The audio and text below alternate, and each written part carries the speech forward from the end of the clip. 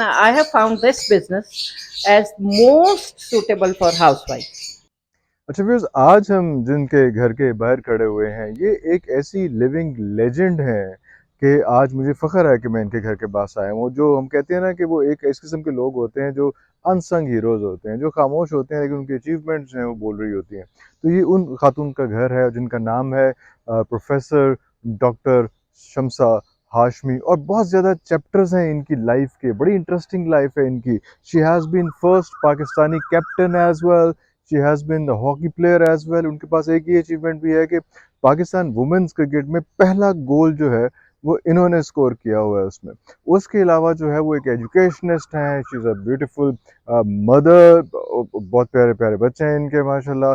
और एक और फीचर है उसमें कि पाकिस्तान में बहुत कम ऐसे लोग हैं जिन्होंने बर्ड्स की कैटेगरी में जो है अपना इतना नाम पैदा किया है कि अब जो है वो लोग इनको बर्ड्स के तौर पे, बर्ड्स की खरीदो फरोख्त और उनके लिए भी जाना पहचाना जाते हैं। तो ऐसे एंटरप्रेन्योर कैसे हम मिस कर सकते हैं उनको। और आए हम उनके साथ चलते हैं। मेरा ख्याल है इस वीलॉग के दो चैप्टर्स बनेंगे। एक तो हम उनकी जो क्रिकेट की और स्पोर्ट्स की हिस्ट्री है उसके बारे में बात करेंगे कि पीसीबी के साथ कैसी एफिलिएशन रही और हॉकी के साथ कैसी एफिलिएशन रही।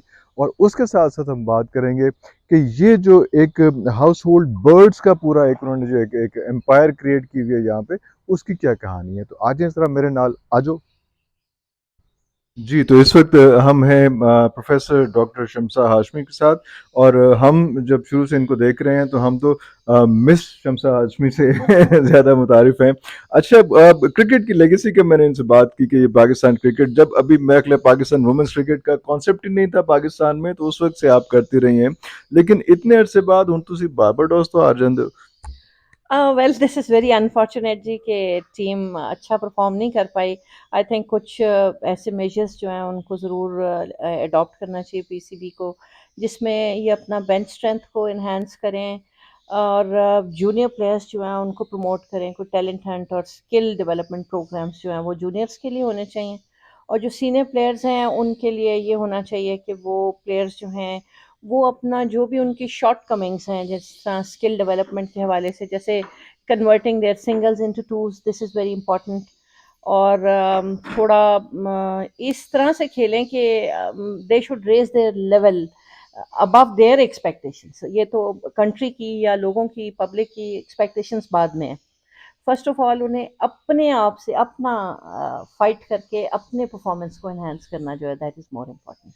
अच्छा, वैसे तो बारबाडोस का मैंने वैसे ही छेड़ा था क्योंकि बारबाडोस का जब हम देखते हैं तो पता चलता है कि सर गैरी सोबर्स भी वहाँ से थे, और उसके बाद जो है वो गार्नर भी वहाँ से, बारबाडोस से ही फिर वेस्ट इंडीज़ में आए, और उसके बाद फिर मैकम मार्शल भी वहाँ से थे उसमें। तो लेकिन अब ये जो है एक अलग स्टेट के तौर पे इंडिपेंडेंटली आ रहे हैं। अदरवाइज उनके प्लेयर जो हैं वेस्ट इंडीज़ की तरफ से ज़्यादा, उधर से ज़्यादा खेलते थे। इसमें भी जो प्लेयर्स हैं उनके काफ़ी सारी प्लेयर्स वेस्ट इंडीज़ को रिप्रेजेंट करते नेशनल हैं, टीम के तो उनकी sort of ji Denver Dottin वगैरह ये सब, जो हेली मैथ्यूज वगैरह, वो सब इस टीम में भी खेल रही थी। तो मोर और लेस ये भी उनकी एक तरह से half of their side was the national side as well. So what bring you in the cricket. बाकी तो बाद में बात करते हैं, डिटेल से बात करते हैं प्लेयर्स की, कि मतलब एक इस किस्म की खातून जो उस वक्त भी आप एजुकेशनिस्ट थी माशाल्लाह, और वो क्रिकेट के मतलब जहाँ पे बंदे क्रिकेट ज़्यादा नहीं खेलते थे पाकिस्तान में, तो एक खातून का, और इस एरिए में खासतौर पे जो अगर मैं टोबा टेक सिंह का जिक्र करूँ तो वहाँ से टीम डेवलप करना, तो what was the main thought behind that. देखिए, सबसे पहले तो I am blessed with parents जो कि बहुत सपोर्टिव थे, एंड अबव ऑल वो दोनों स्पोर्ट्स पर्सन थे। तो मेरे अच्छा, अंदर वो वो जेनेटिकली ट्रांसफर खुद भी हुआ स्पोर्ट्स है। पर्सन थे। My father used to represent universal club, ये लाहौर में बहुत जी मशहूर जी जी क्लब जी। था। He was an old Ravian. तो अरे, जीसी यूनिवर्सिटी से वो गवर्नमेंट कॉलेज से खेला करते थे हॉकी और क्रिकेट। क्रिकेट तो दोनों दैट चीज। वाज इन माय ब्लड, और अम्मी जो है शी वाज एन एथलीट। अरे वाह तो उस वाह। वजह से वो जेनेटिकली ट्रांसफॉर्म था। और ये था कि I was the eldest, but मेरे बाद सिबलिंग्स में भाई थे। भाई थे। तो मुझे अब्बू ने हमेशा इनकरेज किया, and we used to live in Model Town. तो वहाँ पर मैं पतंगे अरे उड़ाने, वाह, अरे बंटे खेलने, वाह। साइकिल चलाना, मोटर बाइक चलाना, ओ वाह, और भाई के दोस्तों के साथ उनके क्रिकेट साथ खेलना। खेल। तो शुरू में मुझे 9-10 तक तो मैं सिर्फ इस तरह स्ट्रीट क्रिकेट स्ट्रीट खेलती क्रिकेट थी। गली मोहल्ले में जिसे सड़कों पे एग्जैक्टली खेला तो जाता था। ग्राउंड्स में चले गए, मॉडल टाउन के ग्राउंड्स में, वहाँ लड़कों के साथ खेल या। लिया। लेकिन इससे ज़्यादा मुझे पता ही नहीं था अपने पोटेंशियल का। तो जब मैं कॉलेज में गई लाहौर कॉलेज में, तो वहाँ लाहौर कॉलेज फॉर वुमेन जो जी लाहौर लाहौर में, कॉलेज फॉर अब तो वुमेन, लाहौर यूनिवर्सिटी मेरे ख्याल एग्जैक्टली। तो कन्वर्ट हो वहाँ पर स्पोर्ट्स को बड़ा पैट्रनेज थी, तो वहाँ पर मैंने सीरियस क्रिकेट खेला, गया। हॉकी खेली, then I represented Pakistan in hockey as well, and I got the distinction जी कि जैसे खान मोहम्मद साहब ने पहली टेस्ट विकेट ली है, वाह वुमेन हॉकी में पहला इंटरनेशनल गोल पाकिस्तान के लिए वाह मैंने वाह किया चाइना वाह के वाह वाह अगेंस्ट ही। And what was the time in it was against China जी अगेंस्ट चाइना 83 इन पाकिस्तान और you went in to China Pakistan, in in Pakistan Pakistan जी, first goal in Pakistan against China at international level what Pakistan की international तरफ से level पहला first goal okay जो वो किया ओके जी। तो उसके बाद व्हाट वाज द ईयर 83 1983, 83 में 83 में तो ओके ये स्टोन एज की लॉन्ग बात है। तो लॉन्ग उसके टाइम बाद जी ये था कि क्योंकि I was from an orthodox family जहाँ मदर्स का ये होता था उस दौर में उस वक्त बिल्कुल कि जी बिल्कुल लड़कियां जो हैं वो घर के काम भी सीखें, तो मुझे याद है कि अम्मी ने 7th क्लास से मुझसे रोटी भी पकवाई अरे और वाह घर के काम भी किए। लेकिन ये है कि अब्बू की सपोर्ट हमेशा रहती थी, और he used to visit ground every day to pick me up after the nets. तो अब्बू मेरे मैचेस पे भी होते थे, और when it came to getting permission Lahore से बाहर जाने की, तो अम्मी हमेशा कहती थी नहीं नो नहीं बाहर नहीं जाना, तो वो कहते थे कि नहीं नहीं जाने दो शील गो, इनको जाने दें। वाह तो डिफरेंट कैंप्स किए, और फिर मतलब अच्छा परफॉर्मेंस करते करते मुझे जो एक और अब्बू की तरफ से थी वो ये थी कि पढ़ाई में कभी सेक्रीफाइस नहीं करना, कोई माफी कॉम्प्रोमाइज नहीं नहीं करना, है कोई माफी नहीं। और डंडा ये होता था कि अगर आपका कोई पार्ट आ गई या सप्ली आ गई तो स्पोर्ट्स खत्म। अच्छा दैट्स जी देन जी इट्स अ जी गॉन जी जी केस जी इट्स गॉन केस। ओके और ओके अम्मी की तरफ से ये होता था कि अगर घर के काम नहीं किए तो सुबह कॉलेज नहीं जाना, ऐसी पढ़ाई का क्या फायदा कि घर का कोई काम नहीं करना। ये मेरा ख्याल है आप गौर से तो सुनिएगा I would want to repeat it लेकिन इवन देन जो भी अब बच्चे बच्चियां कर रहे हैं तो जो पहली चीजें हैं प्रायोरिटी जो है वो इट्स एजुकेशन और घर का जो सारा ताल्लुक है क्योंकि घर की जब ब्लेसिंग माँ और बाप की ब्लेसिंग लेके जब आप बाहर कदम रखते हैं तो फिर एक डिफरेंट बॉल गेम दुनिया आपको और तरह से वेलकम करती है आई एम राइट और रॉन्ग एब्सोल्युटली बिल्कुल आपने सही कहा जी। और मेरा ख्याल है कि पेरेंट्स जो हैं वो कभी भी औलाद के दुश्मन नहीं होते, बेहतर गाइड करते हैं। और इफ़ आई लुक बैक तो उस वक्त तो लगता था कि अम्मी बड़ा जुल्म करती हैं, लेकिन अब एहसास होता है कि नहीं वो बिल्कुल नहीं सही शी था वाज उनका राइट सख्ती करना, कि वो घर के काम भी सीख गए जी, being woman being wife being mother वो भी ज़रूरी था, और पढ़ाई भी कर ली। So I did my masters in psychology, first MSc psychology psychology किया, ओके एंड मेरी एंड उस दैट वक्त दैट की was from Lahore Lahore college Lahore जो कॉलेज पंजाब यूनिवर्सिटी थी, अच्छा वहां से लाहौर कॉलेज से पंजाब पंजाब यूनिवर्सिटी यूनिवर्सिटी तो you took the cricket along with you in Punjab जी University as well exactly exactly. तो मैंने जब एमएससी किया तो उस वक्त एस्पिरेशन ये थी कि असल बात बताऊं हाँ आपको विचली गल वेचली गल वो ये थी कि हमारे जो टीचर्स थे वो जनरल एक परसेप्शन था कि प्लेयर्स जो हैं वो नालायक होते हैं। तो मैं वाह क्योंकि वाह वाह इंग्लिश मीडियम स्कूल से पढ़कर गई थी तो ज़रा उर्दू में टर्म्स को समझना और प्रोनाउंस करना मुश्किल था उस दौर में। तो I opted for English medium section, लेकिन मेरी टीचर ने मुझे कहा कि नहीं आप स्पोर्ट्स करती हैं, नो नो नो आप मेरे सेक्शन में नहीं, आप किसी और सेक्शन में जाएं। तो मुझे आज भी याद है कि मैंने अपनी सीनियर टीचर को जाके कहा कि मैं तो इसमें सर्विसेज ज्वाइन करना चाहती हूँ, army air force as a psychologist. तो मेरा तो उन्होंने विजन कोई और लेवल का है वो सिर्फ स्पोर्ट्स का नहीं है उन्होंने मुझे कहा कि मज़ा तब है बेटा कि आप पढ़ें और आप इसमें फर्स्ट डिवीजन लेके दिखाएं। So I got 70% 73% marks in psychology MSc, और ये चैलेंज लेके किया। मतलब मैं आपको वो जो बता रही हूँ ना शुरू में बात की, देखें इंसान ने जब अचीव करनी है कोई चीज़, जब तक वो अपने आप को डिफीट नहीं करेगा ना वो दुनिया को डिफीट नहीं कर सकता। व्यूअर्स मैं गलत नहीं था जो बाहर अभी मैं इंट्रो दे रहा था कि जो अनसंग हीरोज होते हैं और जो चैलेंजेस कबूल करते हैं और फिर जो नई जनरेशन के लिए इसलिए खास तौर पे मैंने बाकी जो बातें बाद में होंगी लेकिन नई जनरेशन की इंस्पिरेशन जो है ना वो आपको ऐसे लोगों से मिलती है आई एम सॉरी आपको बार बार काट रहा हूँ लेकिन बच्चे में दसना ही बड़ा जरूरी है जी नहीं नहीं आजकल की नहीं जनरेशन इम्पॉर्टेंट है आजकल के बच्चों के लिए। हाँ जी तो मुझे कभी भी ये नहीं होता था कि मैं अपने ओपोनेंट से आगे बढ़ूं, मुझे ये होता था कि आज अगर मैंने लेट्स से एथलेटिक्स में ये टाइम किया अपने, या मैंने जैवलिन इतनी दूर फेंका है या हाई जंप ये किया है, तो मैं जेवलिन अब ते हाई मैं जंप भी आ गया विच हाँ जी दिस मैं is I I am didn't national no champion in javelin throw जी। नेशनल जी champion javelin javelin throw throw and इसके अलावा silver medalist in high jump जी। थैंक यू तो मैंने सारी स्पोर्ट्स से की हैं जी, एंड पंजाब यूनिवर्सिटी की 140 प्लस ईयर हिस्ट्री जो है इसमें अमंग मेन एंड वुमेन 140 साल प्लस में I am the only player having 5 university blues all in different sports. ये पंजाब यूनिवर्सिटी की हिस्ट्री बुक्स में रिकॉर्डेड है रिकॉर्डेड है। जी। इट्स अ हिस्ट्री वाह। के लड़कों और लड़कियों में 5 university blues among main and women किसी के पास नहीं, किसी के पास एंड नहीं। All in different sports. Okay. तो अभी उसके बाद फिर आपको कौन सी चीज जो है वो पीसीबी में लेके आई, वो फिर कैसे? वो तो बड़ी बात की बात है जी। फिर जब मेरी एमएससी खत्म अच्छा, वो हुई, अभी अभी वो अभी चैप्टर वो नहीं शुरू स्टोरी हुआ? वहां वाह। नहीं, एमएससी अभी ये जो जेवलिन थ्रो ये सारा एग्जैक्टली कुछ है, ये ये हाई स्टूडेंट जंप है, ये स्टूडेंट लाइफ में, ये कॉलेज से अब यूनिवर्सिटी लाइफ में आ जी चुके जी। हैं। और उसके बाद जी जब अभी मेरी एमएससी थीसिस का काम रहता था तो मेरे सारी फ्रेंड्स जो हैं, क्योंकि वो भी स्पोर्ट्स का ग्रुप था, वो सब मास्टर्स इन फिजिकल एजुकेशन उन्होंने ऑप्ट कर अच्छा। लिया। But you were in psychology, they were मैं इन अपना फिजिकल साइकोलॉजी एजुकेशन उसमें। खत्म कर रही वो थी अपनी और वो फील्ड में ही घूम रहे थे। फिजिकल एजुकेशन में हाँ। उन्होंने एडमिशन ले लिया। तो वो दौर वो था जब टैबूज थे कि दो एमए कुड़ी तो बहुत थोड़ी वड्डी हो बहुत गई थी। बड़ी होगी तो उन बयान ही हो रहा है जी, बहुत उम्र ज्यादा हो एग्जैक्टली गई। तो वो टाइम था कि अम्मी से मेरे टीचर्स ने कहा कि आप पढ़ लेने दें जब तक इसकी जब शादी तक नहीं अभी उसमें होती, है, जब शादी होगी आप छुड़वा दें। शुरुआत। तो अम्मी राजी हो गई जी। किया मैंने ऐसे कि मैं वहाँ अच्छा, क्लासेस नहीं एक्चुअली यू लेती वर थी। ब्लेस्ड कि आपकी वालदा भी एक एथलीट थी और वालिद भी स्पोर्ट्स रिलेटेड थे, ये आई एम तो ब्लेस्ड। उनकी वो वाले कोई हैंगअप्स नहीं थे, कोई नो, नॉट बैरियर्स एट नहीं ऑल, थे नॉट एट उसमें कि ऑल। की मतलब बनेगा दे की वर ऑल होएगा वेरी उसमें। सपोर्टिव। उसमें the whole family was really supportive. तो वहाँ से जी फिर मैंने किया ये कि अटेंडेंस मेरी वहाँ लग जाती थी विद स्पेशल रिक्वेस्ट। मैंने सिर्फ उधर पेपर्स दिए, इधर मेरा थीसिस चल रहा था, उधर पार्ट 1 के पेपर्स दिए, पार्ट 2 में आगे टॉप किया पार्ट 1, तो पार्ट 2 में आगे इधर थीसिस कंप्लीट करके रिजल्ट आया तो पार्ट 2 के पेपर्स पार्ट टू दिए। के। तो विद इन 3 इयर्स मेरे डबल मास्टर्स हो गया। One in psychology, the other in physical physical education, education. Okay. Physical education. Physical education was a little comfortable for you, less it of was a peanut. effort. It was a peanut. It was a peanut क्योंकि sports सारी की हुई थी तो rules regulations और techniques tactics सब पता You थी। were all above of that उसमें, जी जी। हाँ हाँ। तो मुझे साइकोलॉजी ने भी बड़ा हेल्प किया Support उसमें किया। ऑब्वियसली।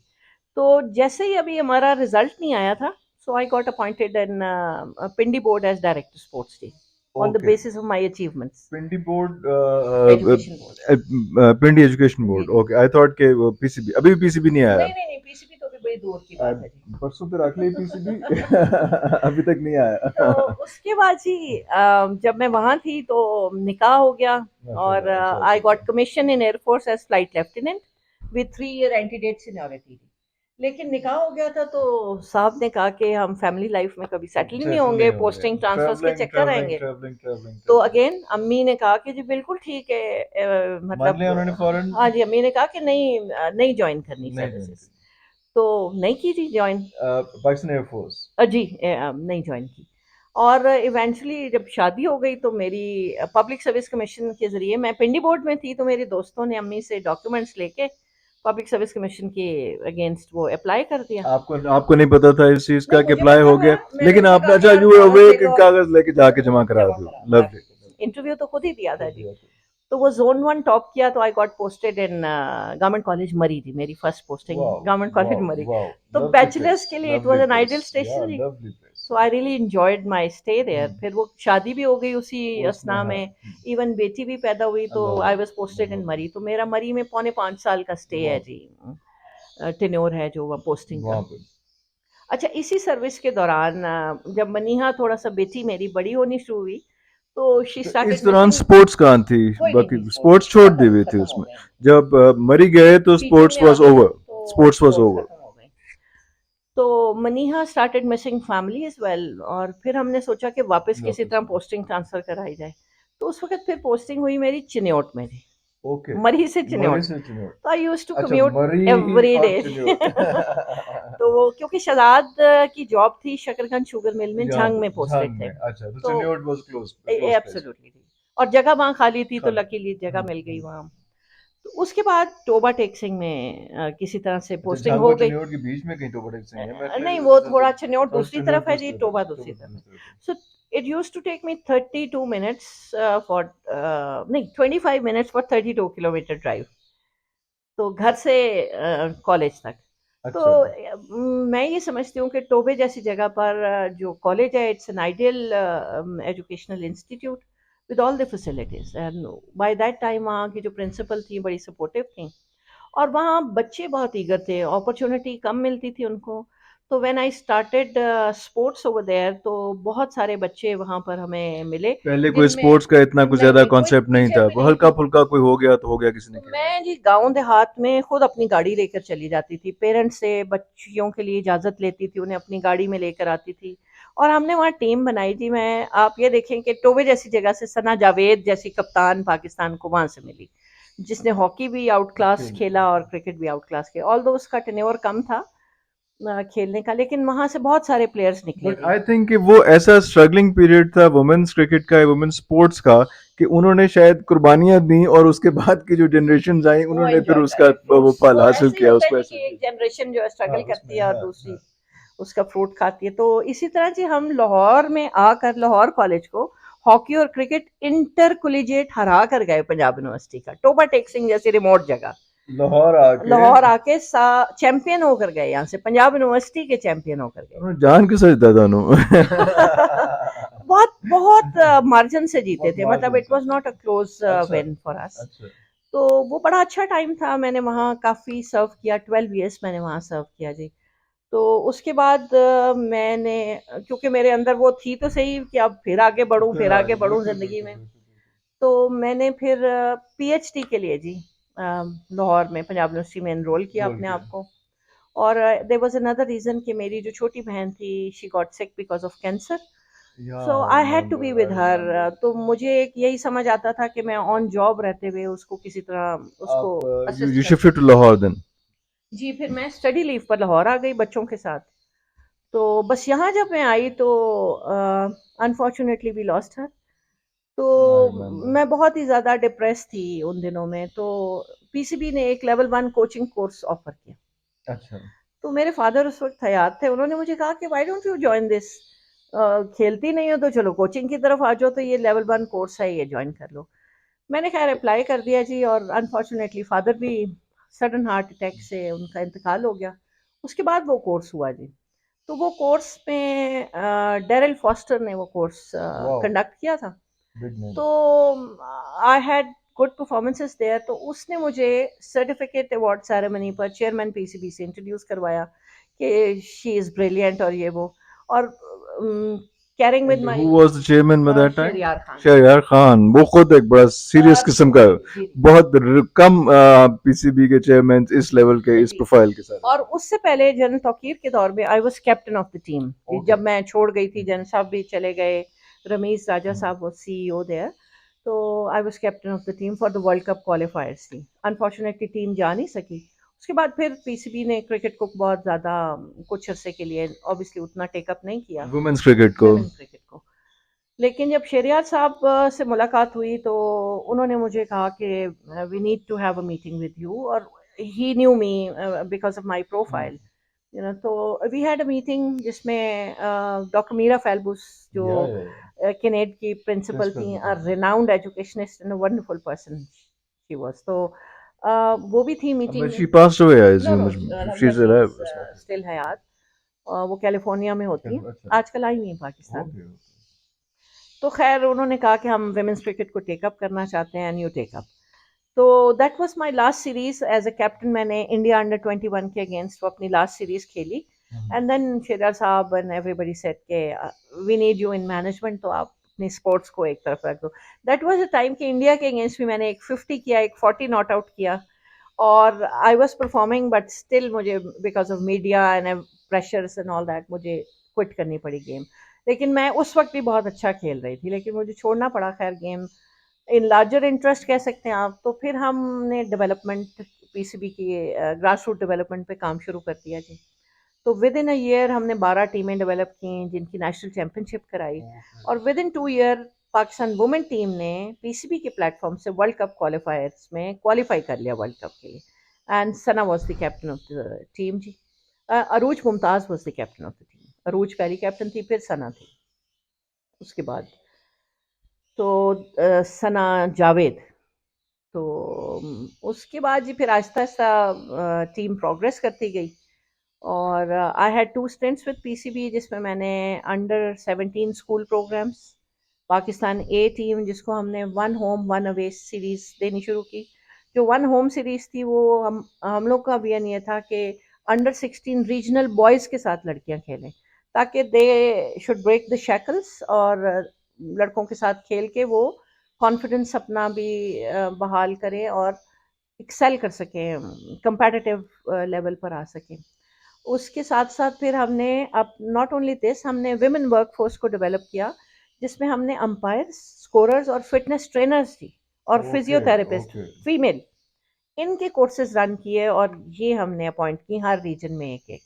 इसके साथ हमने वो कॉलेजेस या यूनिवर्सिटीज़ जो बिग सिटीज़ में तमाम रीजन्स में थी, वहाँ पर एक क्वालिफाइड फिजिकल एजुकेशनिस्ट को रीजनल वुमेन रिप्रेजेंटेटिव के तौर पे हम ले आए, और राउंड द ईयर क्रिकेट जो है वो राउंड द ईयर उन स्पेसिफिक सेंटर्स पे इवनिंग में नेट्स रन होने लग गए। इसके साथ साथ फिर टैलेंट हंट प्रोग्राम जो गिलगित बल्तिस्तान में हमने किया, साउथ पंजाब में किया, आज़ाद कश्मीर में किया। So that was the time कि उन प्रोग्राम्स को आगे लेके चला जाता, जो अनफॉर्चुनेटली उसमें एक गैप आ गया। सो आई थिंक कि अभी भी it's need of the hour कि हम अपना जो स्ट्रेंथ है उसको, पूल को बड़ा करें, और अभी जो प्लेयर्स अगर नहीं परफॉर्म कर रहे तो उनको कुछ अरसे के लिए उनको रेस्ट दें। This is very important for their mental health as well. जिस तरह से वैसे होता है कि उनको आप फिर डोमेस्टिक में ले जाते हैं उनको, और वो उसकी जगह पे कुछ और प्लेयर्स लेके आते हैं डोमेस्टिक में, वो करें, एक्सरसाइज लेकिन करें, अब प्रैक्टिस करें दोबारा साइकोलॉजिकली से। स्पीकिंग, जब प्लेयर बर्न आउट हो जाता है और उसे पता हो कि मेरा कोई रिप्लेसमेंट भी नहीं है, तो वो थोड़ा मतलब player tend to get relaxed. So that is the time कि जहाँ मैनेजमेंट को ये डिसीजन लेने पड़ते हैं कि आप उनको कुछ अर्से के लिए रेस्ट पे जो है वो एडवाइस करें उनको, ताकि और इन द मीन टाइम आप अपने जूनियर्स जो हैं उनको ट्राई आउट करें। So this is how you can make up the gaps, you know.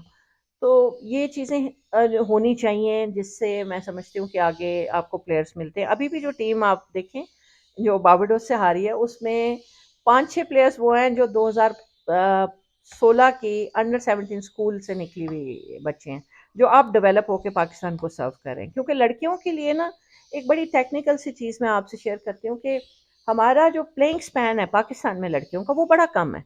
Reason, एक तो टैलेंट आइडेंटिफाई बड़ा लेट स्टेज पे जाके होता है, स्कूल्स में उतना नहीं है।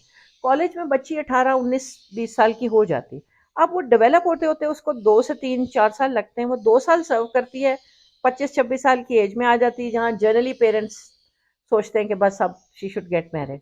तो वो उसका सर्व करने का टाइम बड़ा कम होता है पाकिस्तान को।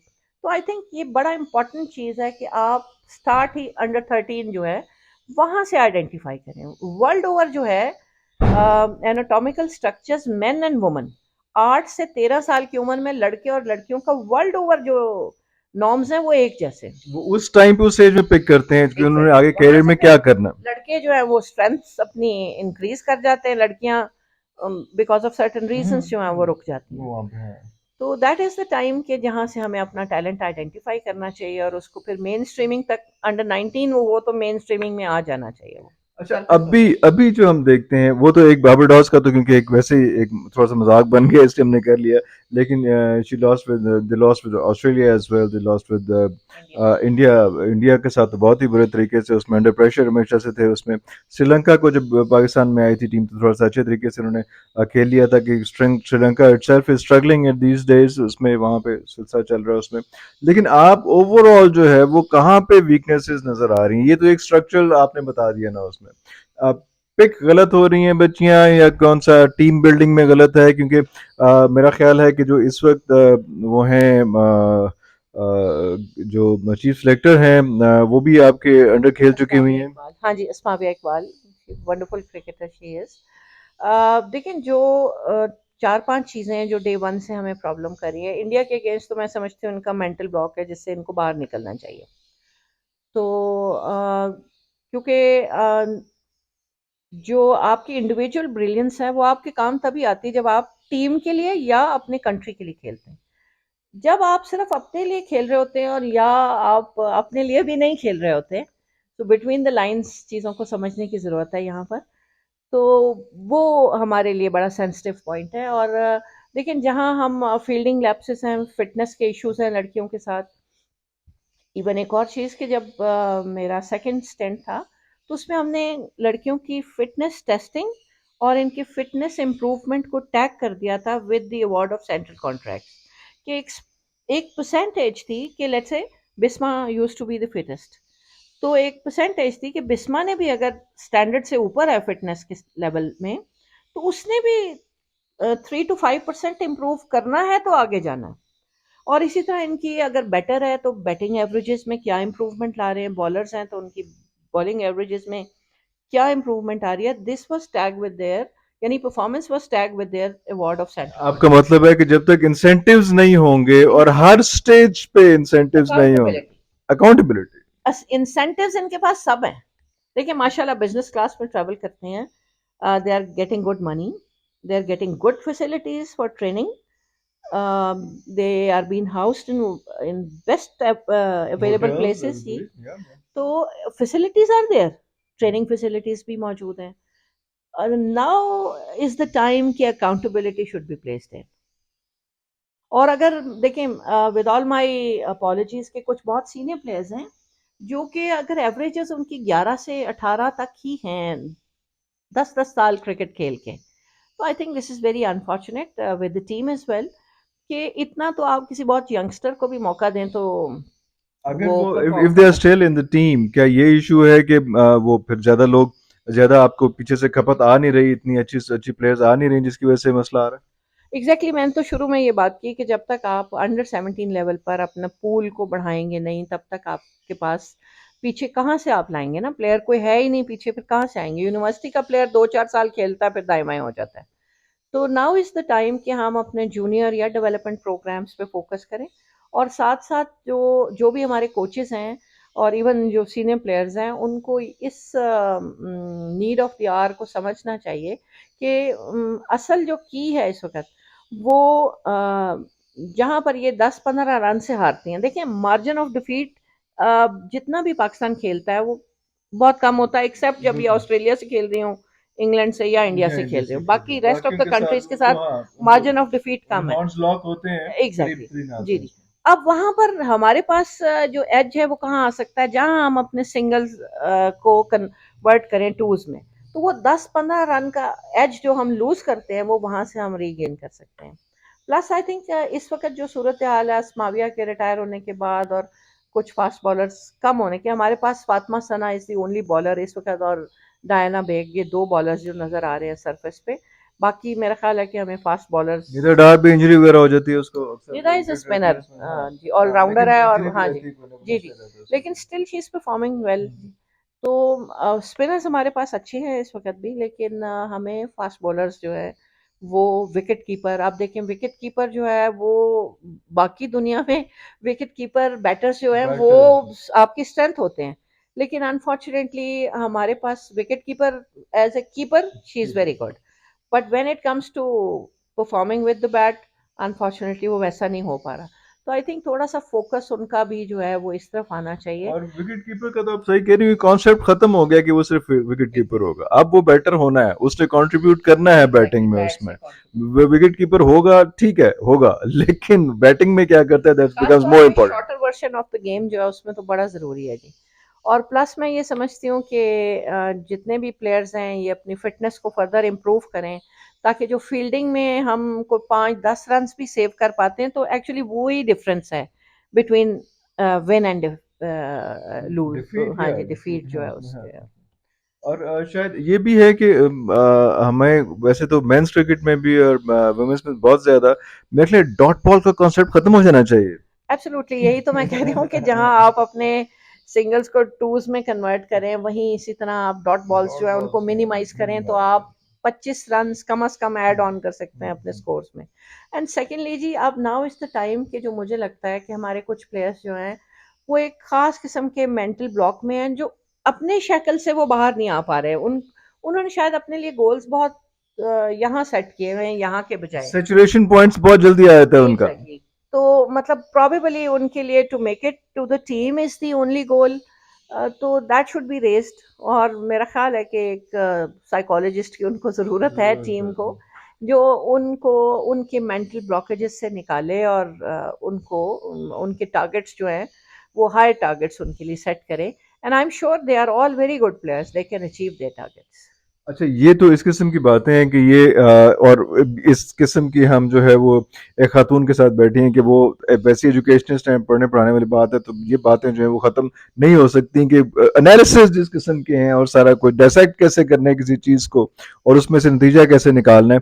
लेकिन अभी हम एक और चैप्टर पे इनके जा रहे हैं, क्रिकेट हो गया, स्पोर्ट्स हो गई, एजुकेशन हो गई, घर के घर के काम। काम सारा कुछ हो गया उसमें। एक और इम्पॉर्टेंट चीज़ है जो हम अगले इसके चैप्टर में करेंगे, वो ये है कि इन्होंने एक इस किस्म की अपनी लेगेसी क्रिएट की हुई है और ऐसी इस वक्त इंस्पायरेशन है हाउसवाइफ्स के लिए, हालांकि आप कभी हाउसवाइफ नहीं रही, हाउसवाइफ के लिए ऐसी मैं आपको बताऊंगी कि नहीं। ऐसी ऐसी लेगेसी क्रिएट की हुई है कि वो एक आम खातून जो घर में रह रही है और जो आजकल जो माशी हालात चल रहे हैं, किस तरह से अपने स्पाउस का, अपने हस्बैंड का, अपनी फैमिली का कितने आराम से घर बैठे हुए जो है वो आप कंट्रीब्यूट कर सकते हैं। ये एक अलग इंस्पायरेशनल स्टोरी है जो इनसे हम सुनेंगे कि वो इस बारे में क्या कर रही हैं और कैसे कर रहे हैं। तो अभी जैसा से नॉर्मली कहा जाता है कि एक ब्रेक के बाद मिलते हैं, लेकिन हम अपने सेकंड व्लॉग में इसके बारे में बात करेंगे, so don't miss that portion as well.